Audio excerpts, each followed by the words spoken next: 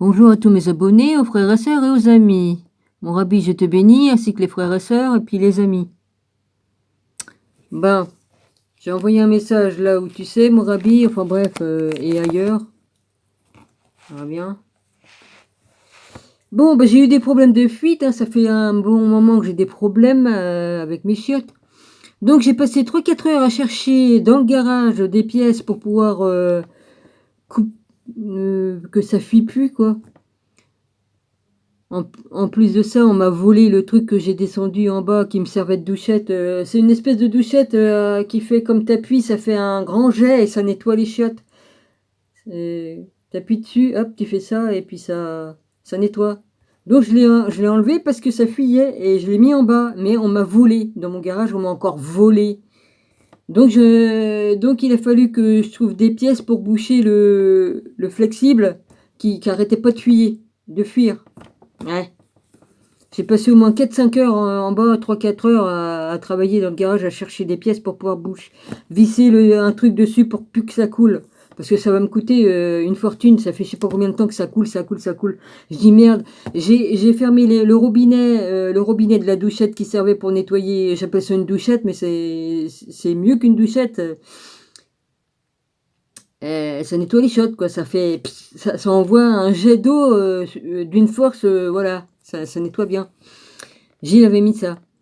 Et puis, alors ça fait en haut, il y a la douchette qui est branchée, et puis en bas, il y a le robinet pour à côté de la chasse d'eau pour mettre de l'eau dans la chasse d'eau. Bah, les deux, même en étant fermé, ça fuit. J'ai dit bon, bah, je peux pas rester comme ça me coûtait la peau des fesses, ça me coûtait cher. J'ai réussi à trouver des trucs que j'ai pu visser dessus.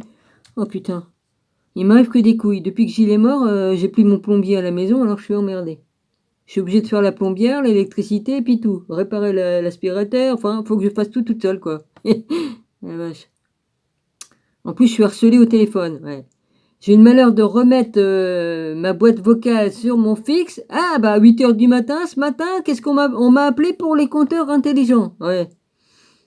Ils s'emmerdent pas. 8 h du matin, je me suis couchée à 4 h du matin parce que moi je bosse la nuit. Hein? Ah bah j'ai fait la gueule, hein. J'ai fait la gueule. J'ai dit putain, j'ai dormi que. Oh, excuse-moi. J'ai dormi 4 heures seulement. Ils me réveillent en fanfare, ces cons-là. Non mais ils s'emmerdent pas, ils me harcèlent jour et nuit maintenant. Si c'était nous qui appelions chez eux du jour comme de nuit, allô, gna gna gna gna gna. Et je soupçonne qu'il y en a qui font pas partie de la bande parce qu'il y a un mec qui m'a appelé avant, il savait à peine parler. Ou alors ils prennent des personnes qui sont pas en situation normale et ils les prennent, puis ils les payent très peu.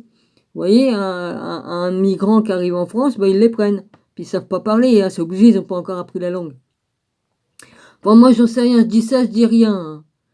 Il faut bien que les gens, même s'ils arrivent dans un pays, qu'ils trouvent un boulot, même si on les paye 5 centimes au lieu de 20 euros. Vous voyez ce que je veux dire? Ouais. Ça, je vais pas critiquer les gens, parce que moi, s'il fallait que j'aille dans un pays étranger, je serais bien contente qu'on me donne de boulot. Ouais. Ouais, si je travaillais, évidemment. Dans mon cas, je travaille pas, non.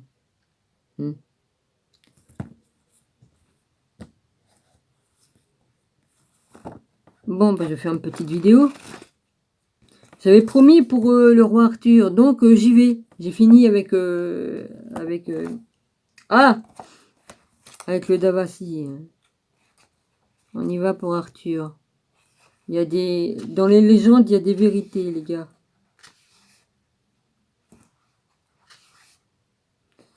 Bon, la légende du roi Arthur. Bon, les mecs, il n'y a pas de... Ça, c'est un magazine que j'ai eu. Alors, ça va, YouTube, hein, vous faites pas chier avec vos droits d'auteur. À ce moment-là, là aussi, il faut faire des droits d'auteur pour la Bible. Hein? Ouais. Bon, ça me pétait les élastiques, leur connerie. Alors, la légende du roi Arthur. La légende du roi Arthur prend sa source à l'époque médiévale sous la plume de Godefroy de Monmouth. Excusez-moi. Wass et Chrétien de Troyes. Ces trois auteurs sont à l'origine de la geste arthurienne, véritable épopée qui recèle tous les ingrédients pour faire de ce récit un mythe impérissable qui marque encore l'imaginaire des écrivains, cinéastes et scénaristes de toute sensibilité. S'il ne fait guère de doute que le roi Arthur n'a jamais réellement existé, du moins tel qu'il est dépeint par les auteurs qui ont contribué à sa pérennité, sa vie et son œuvre furent certainement inspirés par des souverains et guerriers d'époques antérieures qui vivaient dans le monde celtique entre Grande et Petite-Bretagne, entre Angleterre et France. Arthur entraîne dans son sillage une longue liste de héros qui marquent à tout jamais la culture européenne.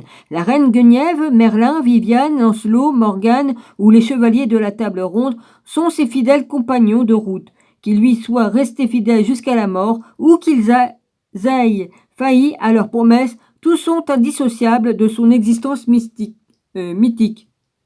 Excusez-moi. Le roi Arthur est également lié aux grands mythes de l'époque médiévale comme la Table Ronde, théâtre dans lequel se retrouvent les chevaliers du même nom, ou Excalibur, épée légendaire, symbole de la royauté et du pouvoir du souverain.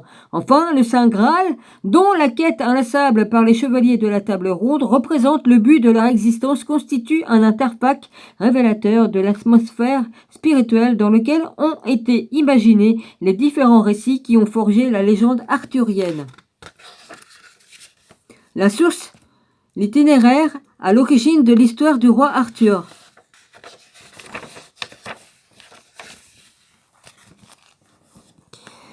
Avant d'aborder les sources littéraires les plus connues de la geste arthurienne, évoquons une découverte archéologique effectuée sur un manuscrit médiéval du livre noir de Carmarthen. Alors C-A-M-A-R-T-H-E-N. Premier document à évoquer le roi Arthur. Cet article paru dans Science et Vie en avril 2015 et mis à jour en juillet 2017 en évoque les tenants et les aboutissants sous la plume de Bernadette Arnault. C'est une surprise de taille. L'un des plus prestigieux ouvrages médiévaux du pays de Galles, le livre noir de Carmarthen, célèbre pour contenir quelques-unes des plus anciennes mentions du roi Arthur et de Merlin, livrait en 2015 des secrets insoupçonnés récits. En combinant l'utilisation de lumière ultraviolette et des logiciels de retouche photo, Myriam et William, un jeune doctorante de l'université de Cambridge, Grande-Bretagne, a fait apparaître sur les parchemins jaunis de ce livre des poèmes mythologiques et légendaires datés de 1250, deux visages fantomatiques et des vers disparus depuis plus de 500 ans. Tiens, ça fait bizarre. Mon écran a fait bizarre. C'est comme si que je bougeais alors que je bouge pas. Enfin, je me comprends, ça a fait un sursaut. C'est bizarre, ça. Je me dédouble maintenant. Oh, punaise. Je m'étonne plus de rien, de toute façon, avec tout ce que j'ai pu voir. Allez. Alors, ces deux visages ont émergé dans la marge. Dans la marge. Excusez-moi, faut le temps que ça redescende. Calme-toi, Dominique, hein. Ces deux visages ont émergé dans la marge inférieure, explique le professeur Paul Russell du département d'études anglo-saxonnes, néerroises et celtiques de l'université de Cambridge, qui a participé à l'étude de ce document exceptionnel de 54 pages de Velin, acquis par la Bibliothèque nationale du pays de Galles en 1904, où il est toujours conservé à Aberich. Oh là là, c'est imprononçable pour moi. Pour Abery, ça va, mais après c'est A-B-E-R-I. Non, c'est pas ça. A-B-E-R-Y-S-T. Jusque-là, ça va pour moi. Mais après, c'est W-Y-T-H. Imprononçable pour moi. Or, les représentations de visages sont rarissimes dans les manuscrits gallois, précise Myriam Williams. En outre, l'esquisse d'un poisson et d'une ligne d'accompagnement de texte inconnu ont également surgi sous la lumière ultraviolette. On peut lire en roulant, surgit sous, c'est écrit en un seul mot. La lumière ultraviolette, on peut lire en roulant les R à la façon de Morgane dans la mémorable film de John Boorman, Excalibur, 1981, Serge à Charlade, At vie en tridis du saf garce, ce qui peut être traduit par amour et affection à mon plus honorable parent. Cette ligne a sans doute été grattée à la Renaissance ou au début de la réforme protestante du XVI siècle, quand de nombreux manuscrits médiévaux issus de la dissolution des monastères lors des confiscations des biens de l'Église se sont retrouvés entre les mains d'érudits et de particuliers. Oh bah, question d'avoir des trucs rares pour les particuliers, c'est souvent les riches qui achètent ça au noir dans des trucs qui ont été volés, hein. J'en sais quelque chose, hein, j'en ai vu des choses. Hein, les trucs qu'on vole dans les églises, tout ça, les calices, les machins, bah excusez-moi, c'est une grande vérité, hein. Et puis il y a des riches, bah ils en profitent, hein, ils achètent les trucs pour avoir une collection personnelle pour leur tronche, alors que ça appartient à tout le monde. C'est du vol, j'appelle ça, moi.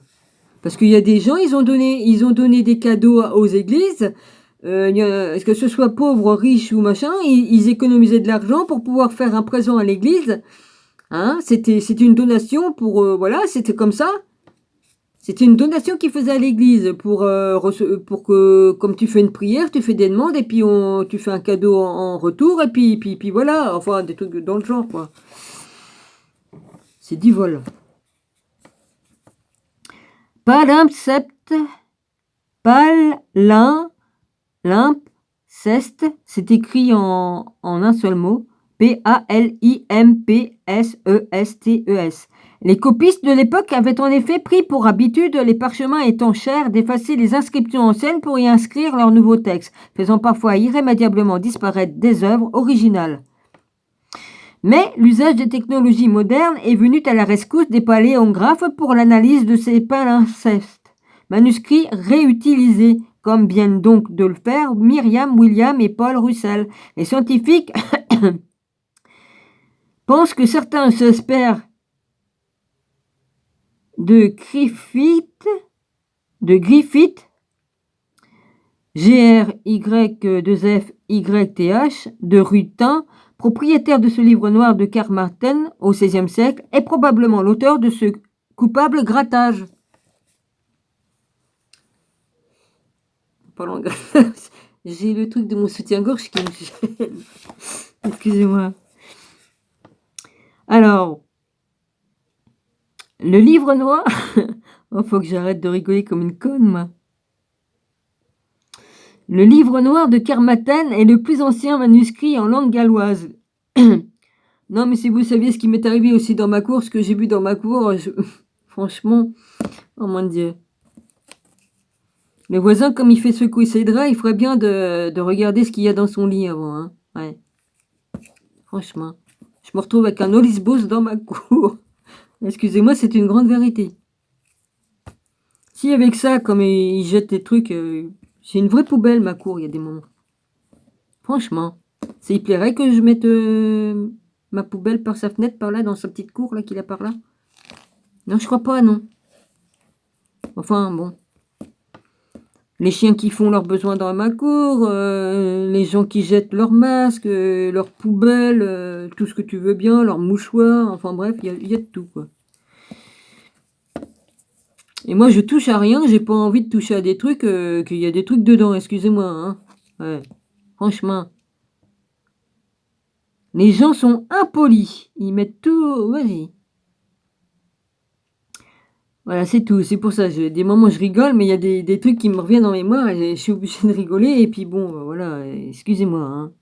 Le seul ayant survécu contenant des textes poétiques se référant au roi Arthur composés pour la plupart entre le 6e et le 12e siècle, explique Alban Gauthier, spécialiste du Moyen-Âge anglais à l'université de Littoral Côte d'Opale à Calais, Nord-Pas-de-Calais, et auteur d'une grande enquête sur le légendaire monarque, voir ci-dessous. Il précise toutefois que la première véritable apparition du nom d'Arthur l'a été au pays de Galles, en latin, en 830, dans l'Historia de Prytaunum, ou l'Histoire des Bretons, une œuvre compilée par un anonyme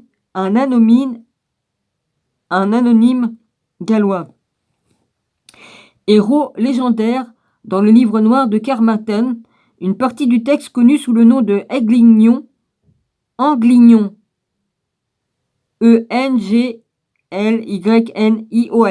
Ibado, évoque Ibedo, plutôt.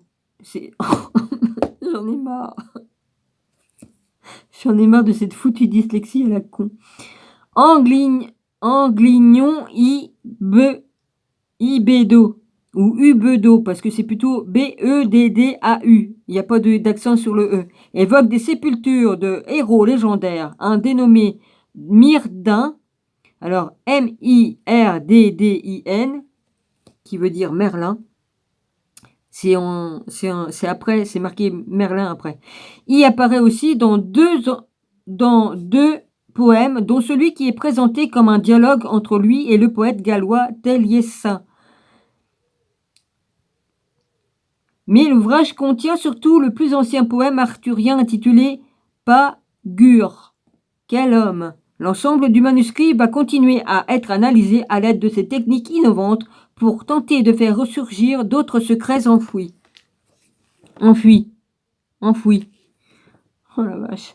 La légende arthurienne jusqu'au IXe siècle est exclusivement originaire du pays de Galles et des Cornouailles. Elle a ensuite atteint la Bretagne armoricaine avant de se répandre dans toute l'Europe. Dans ces légendes médiévales, Arthur aurait organisé la défense des peuples celtes face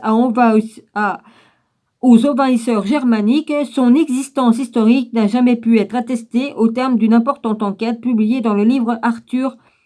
L'historien Alban Gauthier a en effet conclu qu'il était impossible d'affirmer si oui ou non un guerrier ou un roi nommé Arthur avait réellement existé.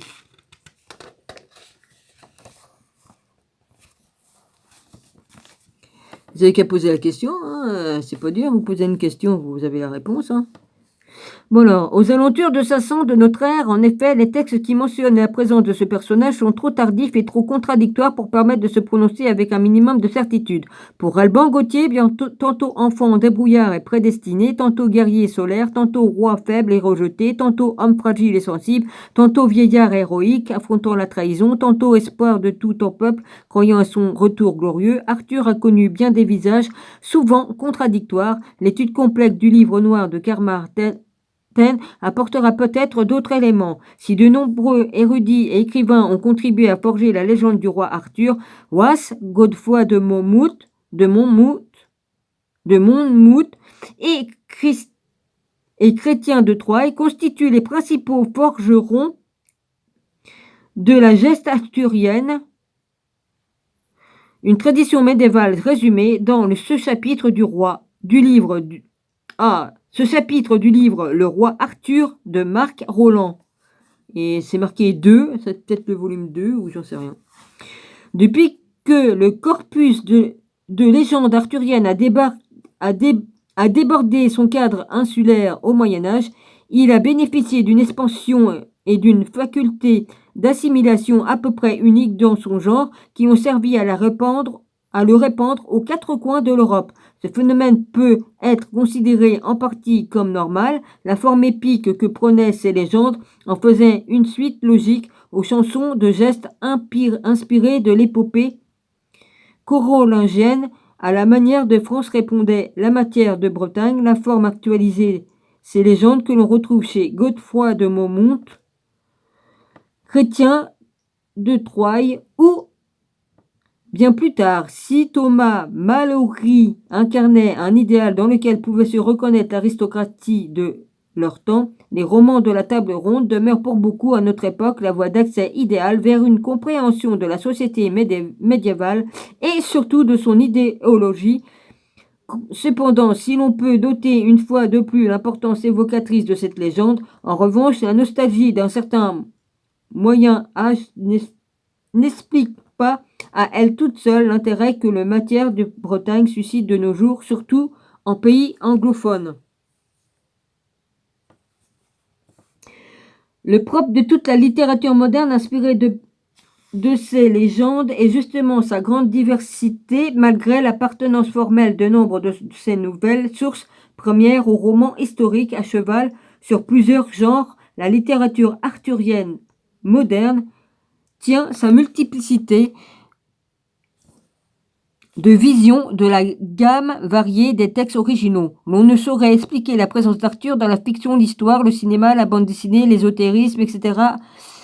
à notre époque, ainsi que ces contradictions sont en référé au caractère extraordinairement composite du corpus médiéval et à l'ampleur de son extension géographique au sein des légendes. Il y a plusieurs Arthur, ou plus exactement, il y a une tradition primitive du héros et de ses personnages annexes qui a fait boule de neige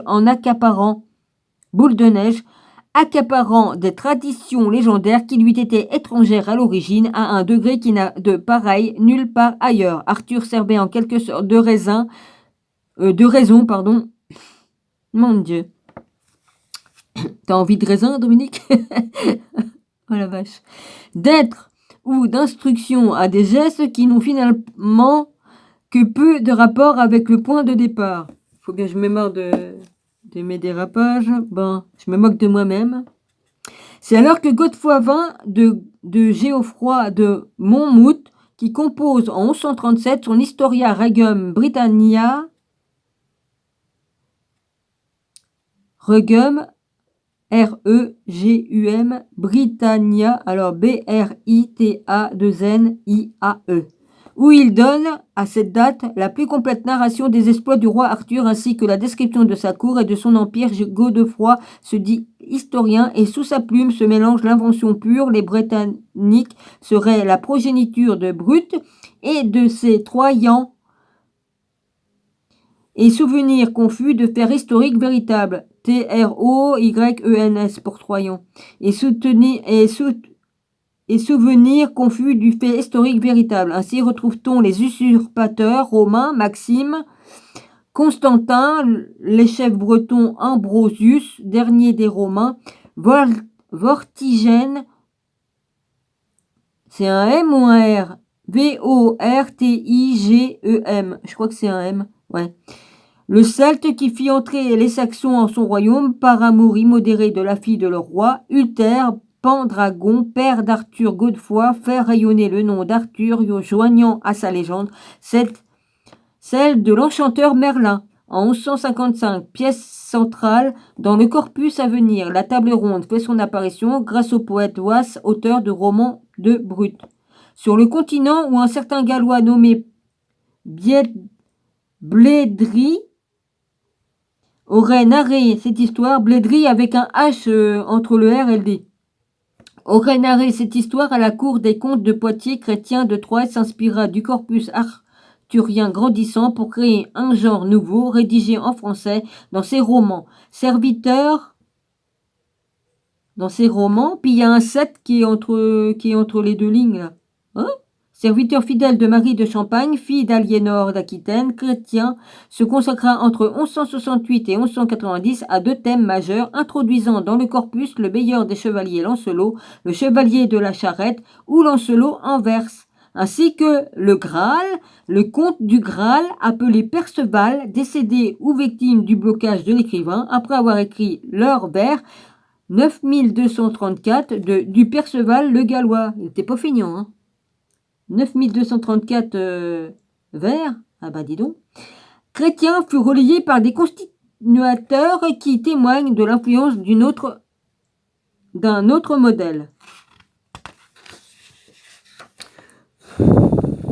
Attends, 17, 18. Dans ces romans, les personnages de la cour commencent à s'individualiser d'un éclat particulier. Chaque chevalier devient héros et Arthur s'estompe lui-même pour devenir le garant quasi permanent d'une féodalité idéale qui n'est même plus soumise à des normes temporelles, voire même un roi fainéant au pouvoir et à la personnalité fort réduite, en calife des 1001 nuits en quelque sorte. Un calife.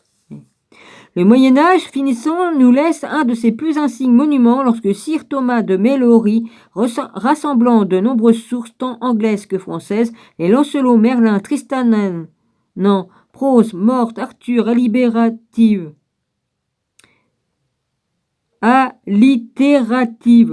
c'est marqué, j'avais pas vu le « et », les harmonise dans son The World Book of King Arthur and of his noble King of Tenrun, table en nuit, et j'ai pas encore, j'ai pas encore pris des cours, hein. Livre qu'il complète en 1470 et que William de Gagston imprime en 1485 sous le titre de La morte d'Arthur.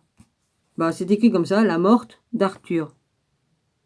Non, Le morte d'Arthur. Oh, nom d'un chien. Sous le titre Le morte d'Arthur. Oui, bon. 3 siècles ont passé depuis Godefroy Chrétien et les romans Courtois et Malory adaptent son œuvre aux exigences de son temps, comme le font du reste les architectes des cathédrales tout au long du Moyen-Âge. Notons aussi dans la perspective de nos romanciers modernes que Malory insiste sur les ambitions impériales d'Arthur absentes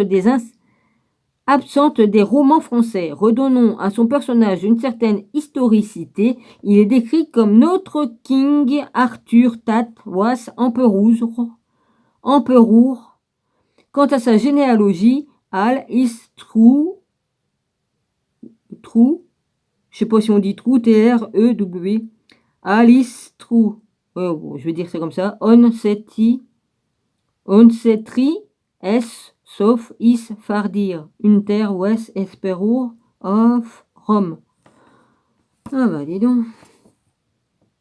L'œuvre de Malory donne au cycle arthurien en langue anglaise sa forme définitive, incarnant la tradition d'un Arthur roi médiéval et de sa table ronde, remplaçant les œuvres plus anciennes émergeant auprès un sommeil de 2 siècles comme la référence arthurienne par excellence au 19 et 20e siècle, car les 2 voix les plus puissantes et les plus médiatiques, Tennyson et Witt,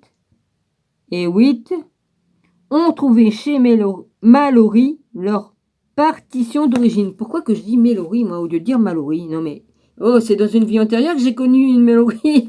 Oh la vache. Voilà, Godefroy de Monmouth. Godefroy de Monmouth, qui vécut au XIIe siècle, fut le premier à mettre en scène Arthur et Merlin, comme le détail cet article du site brocélien de brésilien.org. Bon, ça n'existe plus, hein, le truc qui date de Mathusalem, mon catalogue, là, vas-y. Spécialisé dans la légende du roi Arthur, Godefroy de Monmouth est un pur produit de la Renaissance du XIIe siècle. Son rapport à la légende arthurienne est capital. Il est le premier à mettre en scène Arthur et Merlin. Il va en faire des personnages historiques. Arthur devient guerrier et roi de Bretagne et Merlin un prophète et un homme sauvage. Cette vision fausse va influencer pendant 7 siècles les historiens français qui vont le perpétuer à travers l'histoire de la grande et de la petite Bretagne entre le 4e et le 7e siècle. Arthur et Merlin seront récupérés pour redevenir les acteurs d'un mythe arthurien qui donnera naissance à une abondante littérature entre le 12e et le 15e siècle. Godefroy a considérablement contribué à diffuser sur le continent la matière de Bretagne qui appartenait initiatiquement au pays celtique insulaire. C'est de ce fond qu'est issue la légende arthurienne. Le nom de Godefroy, très usiné en Bretagne armoricaine et peu outre-Manche, constitue un des indices de son origine. La plupart des historiens actuels s'accordent pour dire que Godefroy serait de souche armoricaine, sa famille probablement originaire des environs de Dole, D-O-L, de Bretagne, se serait implantée à Monmouth lors d'une redistribution des terres anglaises en 1075 par Guillaume le Conquérant. Godefroy de Monmouth fait un éloge démesuré des Bretons du continent. Il va jusqu'à faire du roi Arthur un descendant de Conan Mériadec, qui considère comme le premier roi d'Armorique. Selon Godefroy, lorsque l'île de Bretagne est mise à sac suite au retrait des Romains au 5e siècle, l'archevêque de Londres, Guy Tellin, propose à Aldroenus, 4e successeur de Conan Mériadec, de lui remettre le royaume de Bretagne insulaire pour le sortir du chaos. Aldroenus refuse, mais envoie son frère Constantin à la tête des 2000 guerriers. Par ailleurs, Godefroy de Monmouth, portant respect et admiration au royaume de Bretagne continentale, prend plaisir à en écrire la supériorité incontestable. Les historiens actuels s'accordent pour dire que c'est avant tout son grand amour pour sa patrie galloise qui pousse Godefroy à écrire l'histoire des populations celtes de la Bretagne insulaire. Il entend montrer aux nouveaux arrivants normands qu'ils se trompent lorsqu'ils considèrent les Gallois comme des abrutis. Il soutient que les Gallois, descendants d'une grande civilisation, qu'il fait commencer au XIIe siècle avant Jésus-Christ. L'histoire des rois de Bretagne est présentée comme une œuvre historique. S'agit-il vraiment d'un livre d'histoire?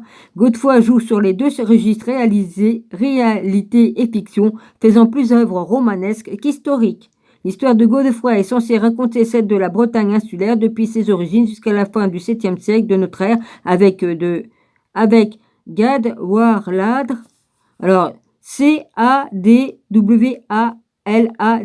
roi de Greenneed, désigné par Godefroy comme le dernier des rois mythiques.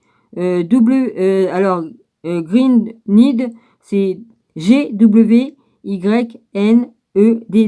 désigné par Godefroy par le dernier des rois mythiques de la lignée bretonne. Cette grande fresque historique relate l'arrivée de Brutus, petit-fils d'aîné sur l'île d'Albion après la chute de Troie, à laquelle il donne le nom de Bretagne. Dans son histoire figurent deux personnages réels auxquels il est parfois prêté des fonctions fantaisistes, mais aussi des figures légendaires ou purement fictifs. L'ordre chronologique est lui-même fantaisiste. C'est ainsi que défile le roi Léar, l'histoire de Lyre et de ses trois filles, Brennus et son frère Belin. C'est Belin, B-E-L-I-N. Jules César, Conan, Mériadec, Claude Vespasien. Godefroy fait aussi des empereurs romains, Constantin le Grand et Constantin II, des rois de Bretagne. Il introduit Vortigim, roi usurpateur de Bretagne, Merlin Ambroise, qui fait naître Arthur, et Arthur qui devient roi. L'histoire des rois de Bretagne, qui va connaître une diffusion exceptionnelle, sera transcrite en langue vernaculaire romane en 1155, d'où le titre de son roman de Brut Arnold Ivor, le roman du Brut de Was, Volt 1. Paris édite Société des anciens textes français, 1938. Was adaptera les récits de Godefroy en y évoquant pour la première fois la table ronde. Les Plantagenets et leurs successeurs vont s'approprier la figure du roi mythique des Bretons jusqu'à en faire leur ancêtre. Vers 1200, la découverte de la tombe du roi Arthur à l'abbaye de Glastonbury brise le mythe de l'espoir breton. Les œuvres de Godefroy de Monmouth ont véritablement influencé en profondeur des pans entiers de la littérature européenne jusqu'à nos jours.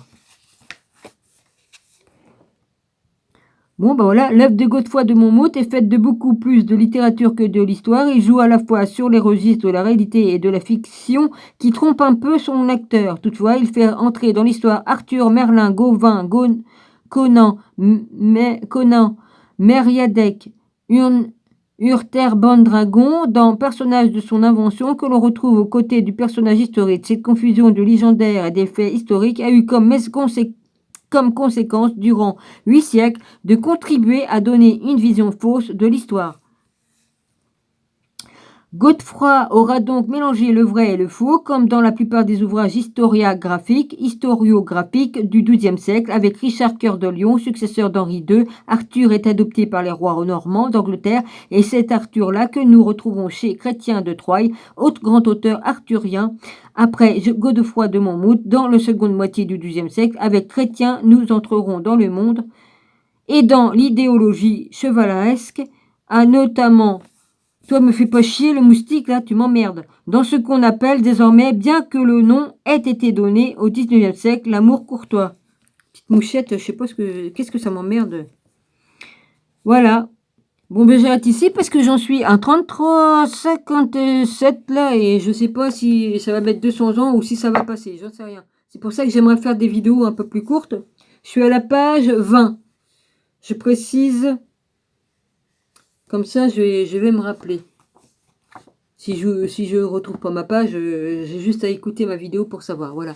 Je vous embrasse tous, soyez tous bénis. Et puis voilà, à la prochaine. Et merci. Voilà. Faut que j'appuie où en fait?